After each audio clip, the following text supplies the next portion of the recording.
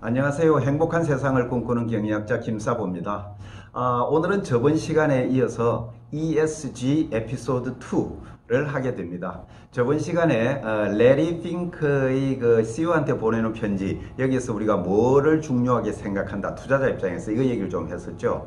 자, 오늘은 간단히 ESG의 역사를 살펴보고 ESG라는 게 뭔지, 뭘 평가하자는 얘기인지를 간단히 얘기하고자 합니다. 우선 ESG는 갑자기 최근에 많은 사람들이 얘기한다고 해서 그냥 갑자기 최근에 나온 얘기는 아니죠. 옛날부터 ESG라는 개념은 있었고 투자자들은 ESG를 중요하게 생각을 했었습니다. 근데 그 중에서도 좀 역사적으로 의미가 있는 사건이 있었죠. 레리 핑크의 편지처럼요. 2005년에 UN 글로벌 컴팩트에서 보고서를 냈는데 그 보고서 제목이 Who Cares Wins라는 보고서예요. 그 의미가 뭐냐면은 뭔가 하여튼 배려하는 사람이 이긴다.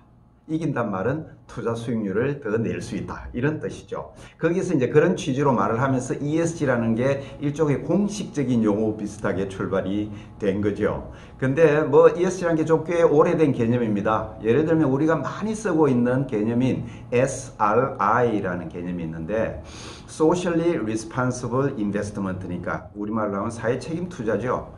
이 사회 책임 투자는 정말 역사가 오래됐습니다. 보기에 따라서는 뭐 100, 200년 이렇게 전부터 있었죠.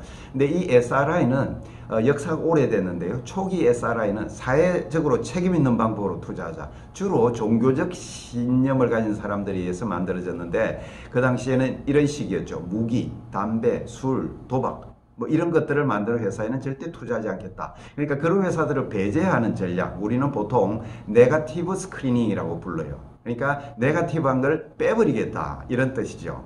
그렇죠. 자, 그렇게 이제 출발을 해서 SRI 시장은 굉장히 커져 왔는데 근래 들어서는 너무너무 그 시장이 커진 거죠. 그런데 초기와는 달리 반드시 네거티브 스크리닝을 한 건 아니죠. 그래서 좀 종합적으로 다른 다양한 투자 전략을 해왔고, 예를 들자면 파지티브 스크리닝도 있거든요. 그러니까 정말 ESG를 잘하는 기업들에 뭐 투자를 많이 하는 뭐 이런 건 거죠. 그 시장이 커 왔다가 최근에 들어서는 이제 ESG라는 용어를 더 많이 쓰게 됐는데 사실 본질은 비슷합니다. 그래서 E와 S와 G와 같은 이런 사회적으로 바람직한 이런 평가 요소들의 우수한 성적을 내는 기업들에 많이 투자를 하자. 그래서 투자 전략에 있어서 포트폴리오를 그렇게 이제 조정을 해 나가는데 그런 걸 우리는 이제 ESG 통합 전략이라고 부르기도 해요. 말하자면 ESG를 종합적으로 고려해서 그걸 기초로 투자 의사결정을 한다. 뭐 이런 식이죠. 그러니까 SRI가 진화되어서 어떻게 보면 ESG가 되었다. 이렇게 봐도 틀린 말이 아닌 거죠.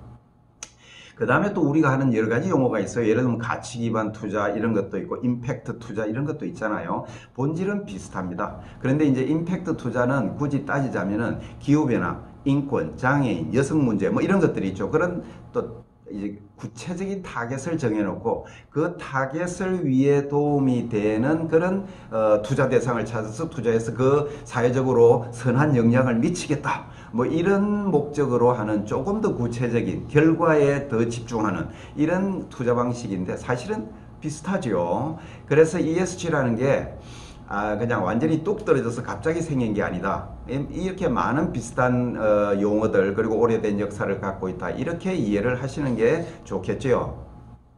자, 그러면 조금 전에 그 Who Cares Wins라고 그랬잖아요. 배려하는 사람이 배려하는 투자자가 이긴다. 뭐 이런 뜻이라 그랬죠. 근데 이제 뭘 배려할 거냐? 그리고 배려하는지 안 하는지를 뭘 보고 평가할 거냐가 굉장히 중요하겠죠. 그걸 우리는 보통 이제 평가 요소, 그 평가 요소를 고려해서 하는 시스템, 이런 거 우리는 뭐 평가 지수, 뭐 이렇게 많이 부르죠. 근데 이게 문제가 뭐냐면은 너무나 많은 기관이, 너무나 많은 기업이 각자 다른 기준으로 평가를 하니까 결과도 막 서로 맞지 않고 신뢰성이 떨어지고 그렇다는 문제가 있어요. 그거 이제 나중에 얘기를 한번 해보죠. 저번 에피소드 1에서 레리 핑크가 SASB를 뭐 지지한다 이런 얘기를 좀 했었는데 그것도 이제 의미가 좀 통일되고 신뢰성 있는 기준을 만들자 뭐 이런 의미였죠. 너무 많은데요. 오늘 이제 몇 개만 볼 거예요. 우선 하나 예를 들면 가장 많이 언급되고 있는 평가 지수 중에 하나가 MSCI라는 거죠. 모건 스탠리라는 투자 회사죠. 거기서 만든 지수인데 보통은 이제 이 ESG 환경 사회 지배 구조로 나누는 건 다 이제 같은 거죠. 근데 그 안에 들어가는 항목들이 많이 달라요.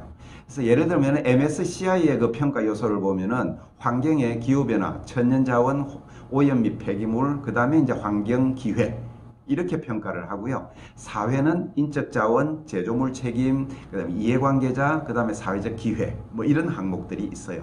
그리고 나머지 마지막 지배구조는 기업 지배구조와 기업 행동 이렇게 나누는 거죠. 그 안에 또 37개의 또 중요한 지표가 있고 뭐 이런 식으로 세분화되어 들어가서 점수를 매기고 그 종합적으로 평가하고 뭐 이런 식인데요. 이게 이제 하나의 예죠. 그러면 많은 다른 평가 지수들은 뭘 가지고 있는지 그걸 이제 한번 살펴봐야 되겠죠.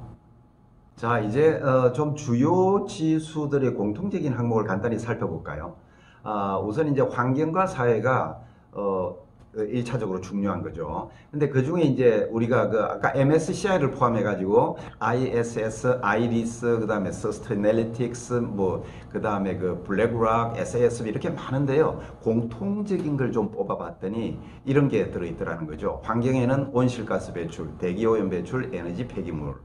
그 다음에 사회 측면에서는 노동관리 실무, 직업건강 및 안전, 종업원 혜택, 고용유지, 종업원 교육훈련, 그리고 다양성과 포용성 뭐 이런 게 모든 지표에 공통적으로 나타나더라는 거죠. 그리고 이제 한 가지 더는 뭐냐면은 공급망이죠. 이건 이제 자기 사업장에서 일어나는 일은 아니지만 공급망에서 일어나는 환경사회 이슈는 다 우리가 책임을 져야 되는 거죠. 그런 의미에서 이제 공급망 이런 것들이 모든 평가 지수에 다 들어있어요. 자, 요걸 가지고 이제 조금만 더 자세히 설명을 해볼까요? 우선 이제 환경에 대해서 잠깐 얘기를 해보죠. 환경 관련해서 많이 나타나는 건 조금 전에도 얘기를 했지만 온실가스 배출 뭐 너무 중요하죠. 뭐 단연 가장 중요하죠. 온실가스가 아닌 대기오염 배출도 측정을 합니다. 그러니까 얼마나 많이 배출하느냐, 그 다음에 농도가 어느 정도냐, 그러니까 집약도라고 부르는 거, 그리고 또 그게 얼마나 개선되느냐, 이게 되게 중요하죠. 관련된 이슈지만 에너지, 그 다음에 또 다른 뭐 폐기물, 그 다음에 공급망에서 일어나는 일, 이런 아까 얘기했죠. 거기에 더하기 이제 기후가 기업에 주는 비즈니스 위험, 그 다음에 재료 사용, 용수, 물이죠. 이런 것들이 이제 굉장히 중요하게 평가되고 있는 거죠. 다음으로 사회평가 항목이에요.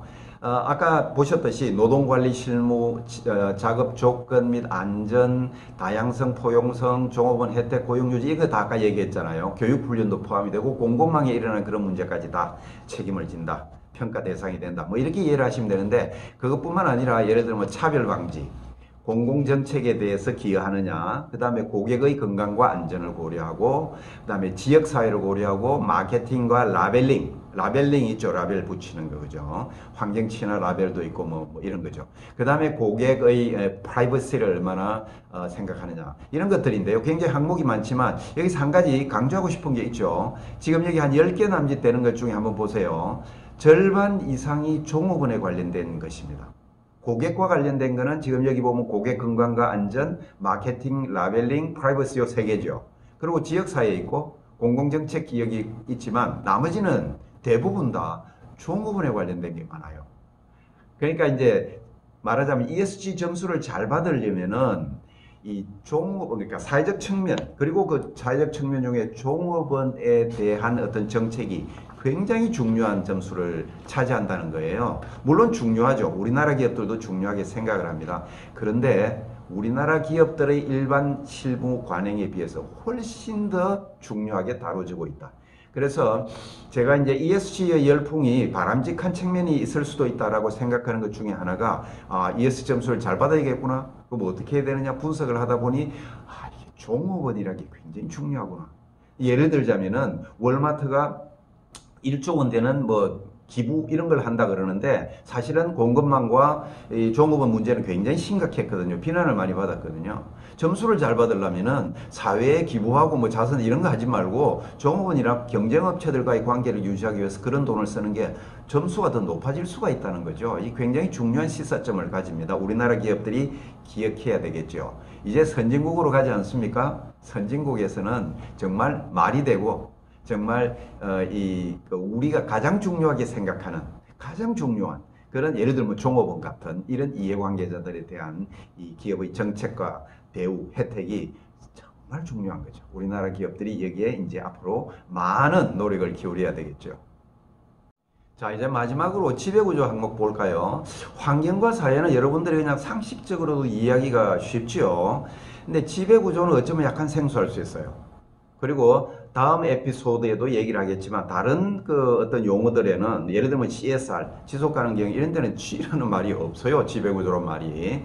근데 여기는 이제 지배구조란 말이 들어있죠. 나중에 자세히 설명하겠지만 지배구조는 기업의 가장 중요한 의사결정을 하는 구조, 체제다. 이렇게 이해하시면 됩니다. 근데 이제 지배구조 평가 항목에 보면 이런 게 있어요. 지배구조와 구성, 반부패 활동, 임원 보수 정책 결정 과정, 고충 처리 절차, 이사회의 ESG 역할과 책임 뭐 이런 게 들어있고요. 이해상충 관련 규정, 공정경쟁 위반, 조세정책, 공시와 투명성 뭐 이런 것들이 많은 게 들어있죠. 그죠? 근데 이 중에 사실은 지배구조 이제 말하자면 이사회입니다. 여러분들 이사회라고 이해하시면 돼요. 이사회가 어떻게 구성이 되어 있는지, 그 다음에 이사회에서 ESG 역할을 어떻게 하고 있고 누가 어떤 식으로 책임지는지 이게 사실은 굉장히 중요한 거죠. 근데 이걸 제외한 나머지는 사실은 예를 들면은 뭐 고충처리, 이해상충, 공정경쟁, 공시투명성 이런 것들은 지배구조에서 말하자면 이사회에서 결정하는 내용들이에요. 그렇죠. 어쨌든 이런 것들을 다 묶어서 평가기관들은 보통 지배구조라고 얘기를 해요. 그래서 이런 데에서 점수를 잘 받아야 되는데 우리는 지금까지 이런 데 그렇게 많은 신경을 상대적으로 덜 써왔다고 볼 수가 있죠. 그래서 ESG를 잘 하려면 평가 점수를 잘 받으려면 지배구조를 바꿔야 되는데 이 지배구조를 바꾸는 게 정말 어려워요.